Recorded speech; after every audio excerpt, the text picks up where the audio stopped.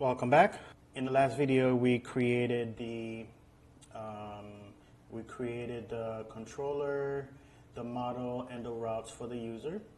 So now we're going to use Thunder Client, which is an extension that allows us to use pretty much an API, third party, like Postman or Insomnia. It allows us to do the very same thing inside of Visual Code, so we don't have to go outside and use Postman. So let's run our server, npm start. Okay, server is running and we have a connection to the database. So let's go http://localhost.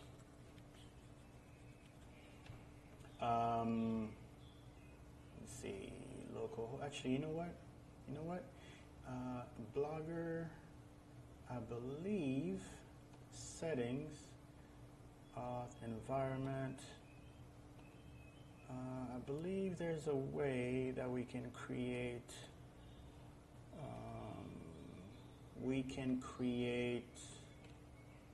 Variables. I believe I already had that. So let's see. Base URL.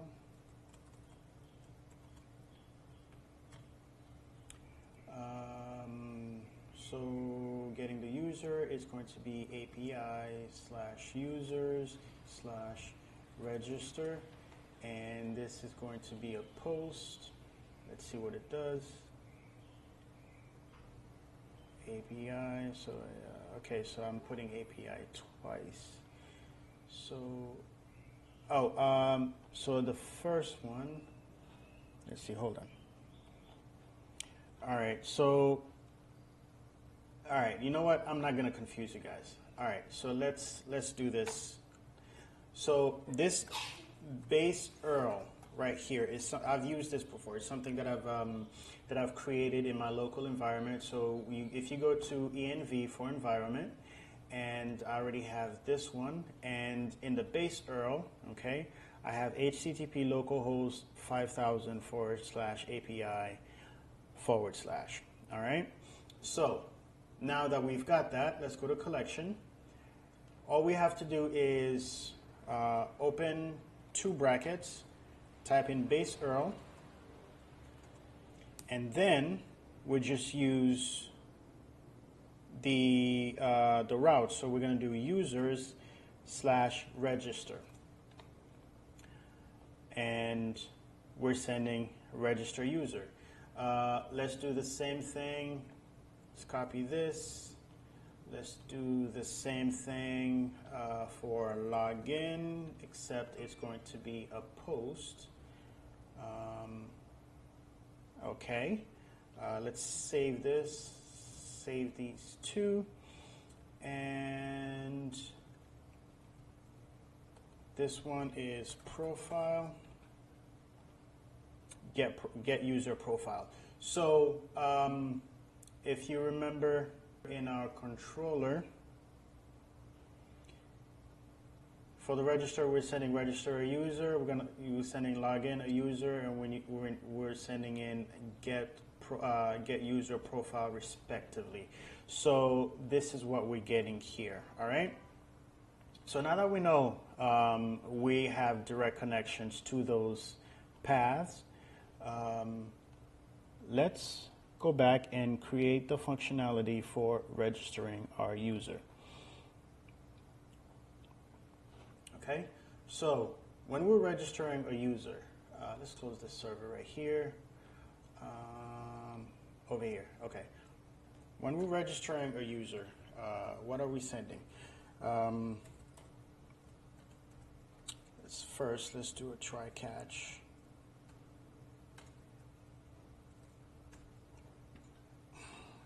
God, I love that extension. I forgot what it's called, but I still love it. And also, let me use my colors here. Error error message, and that one we're going to do red. We're going to do bg red because I want my errors to pop up down here. We're going to do bg red underline, and we're going to make it bold. Okay. Matter of fact, let's do try catch for all of them. So get rid of this one. Let's put this one in here for now. And try catch error. Okay, get rid of that. And let's put this in here. Bingo. Easy peasy. Okay. So what are we sending? Well, let's return. Actually, now let's do JSON instead. Let's return JSON.body. Okay. Let's go to register user. Let's look at the user. We need the email, we need a password, we need first and last name. Okay. So let's go to register user. We're going to go to Thunder client. In the body, we're going to send it a JSON. We're going to say first name, Peter. We're going to do last name, Pan. We're going to do email. Call it peterpan@mail.com. Password. Going to do capital P S S W O R T 1 2 3. Okay. So it should return right here this. Okay, it's not doing that. It's still sending.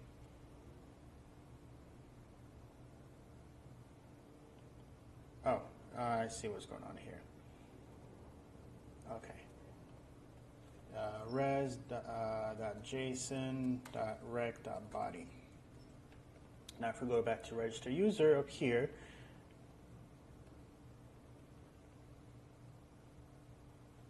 wait, I saved,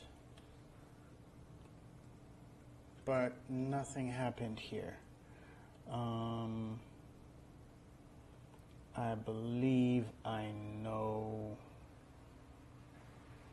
why. Let's debug. Part of the problem that I was having earlier, the reason why when I changed this right here, it was not sending the request.body is because it was not hot reloading. Okay, and that bugged me. So what I did was, of course, as you know, like a video or two ago, I created the client. So what I did was I went back to the package.json in the server for the server file for the backend. I have not touched the client. Anything in the client remains as is. I've not touched anything. I added these 2 lines. Okay, so I'm running the client all together, and then I'm also running concurrently. So now I do npm run dev, and I'll show you NodeMon is going to kick in, right? So now that NodeMon kicks in, anytime I make a change, you'll see it automatically. So just to give you a brief synopsis. All right, so I am sending, this is my, this is what I'm sending. I'm supposed to receive that JSON object down here. So let's see. Receiving it here. Now let's verify to see if it's hot reloading. Let's change this and say res.send.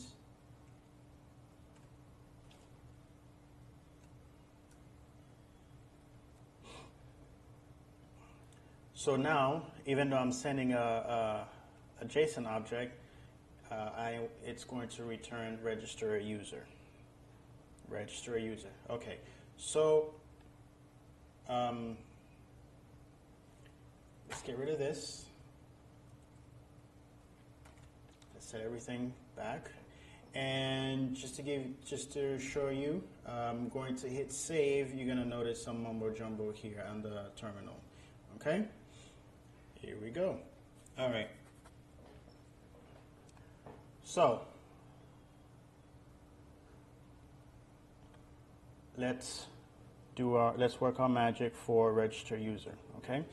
So for register user, we are going to deconstruct from the body. It's going to be first name,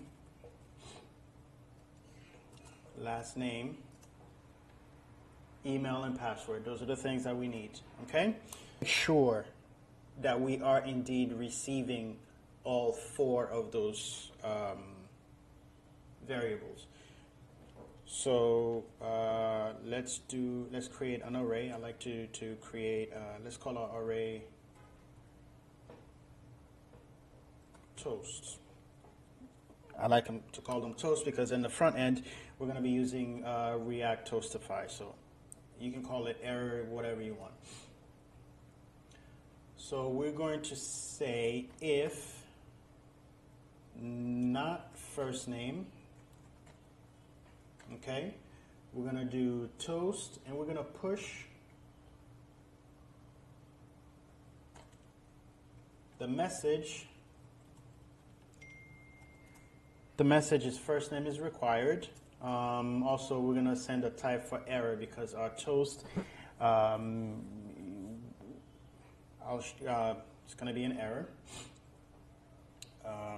Let's hold Shift, Alt, and we're going to hit the down arrow 4 times. 1, 2, 3, 4. Okay? It's a neat little trick that I learned. All right, so let's change these. Last name. And we're going to do last name is required. First name, got that. Let's do password. Valid. Password is required. All right. Now, so for the email and the password, we're going to run 2 checks here. Actually, let's get rid of that. For the email and password, we're going to run 2 checks. The password is if we don't receive a password, okay, we're going to send that. If we received a password and password is, let me see, I want PASSWORD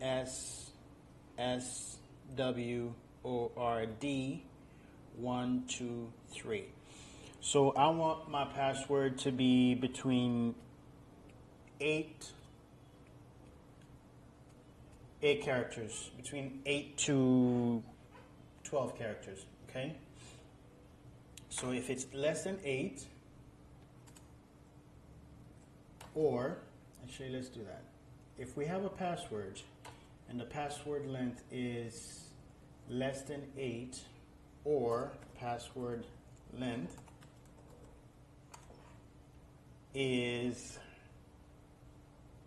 greater than 12, we're going to say password must be at least 8 to 12 characters long. All right? And also, we're going to do something similar for the email. If we didn't receive an email, we're going to say a valid email is required. Valid email is required. Why is valid capitalized? Valid. And toast. Oh. Do another one here. All right. A valid email is required. Now, we can receive a string for the email, but now we have to verify that it is actually an email. Okay, so we're going to create a custom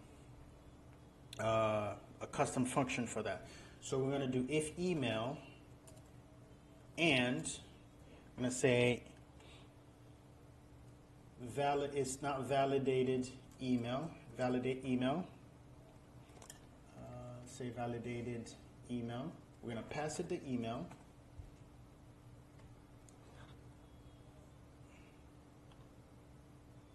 So for this one, it's going to say an email.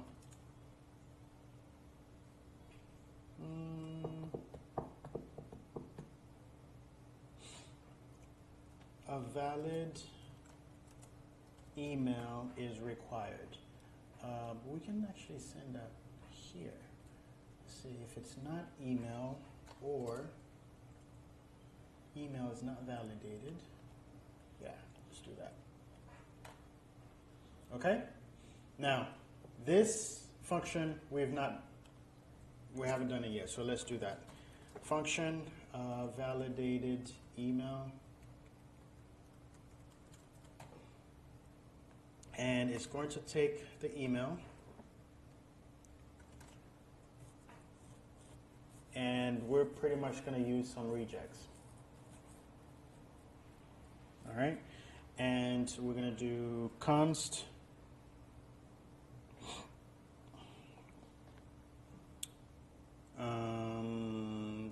regex,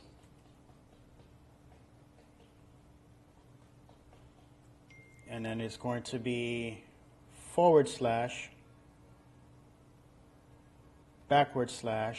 s plus equal sign. No, I'm sorry, not equal sign, @ sign, / s plus, it's already here for me.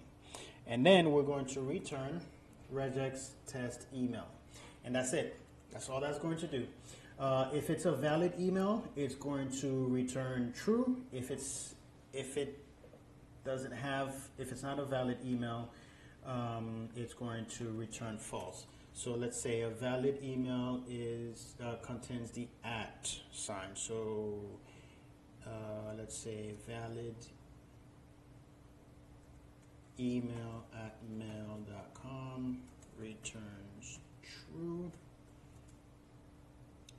whereas valid mail.com returns false. So it needs to have the @ sign. Valid email. Okay. So just to give you guys a little bit heads up, that's what it's supposed to do. Okay. So let's test that, and then let's see where it goes.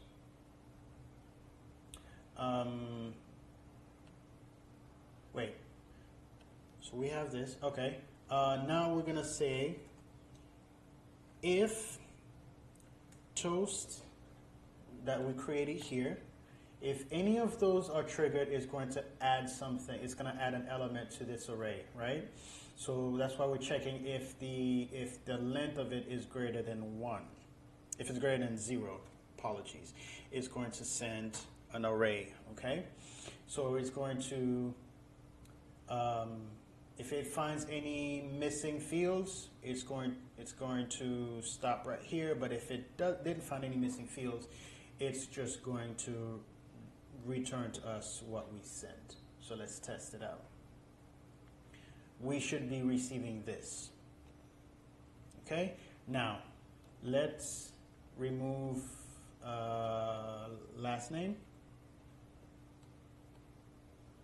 Valid last name is required. Let's remove first name. A first name is required. Let's remove password. Oh, right here. A valid password is required.